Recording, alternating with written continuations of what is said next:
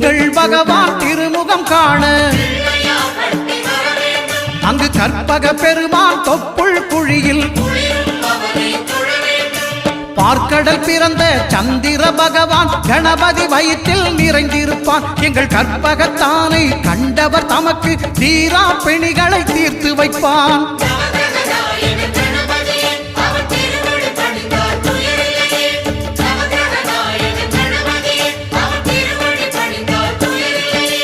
ஒன்பது கோளும் ஒன்றாய் காண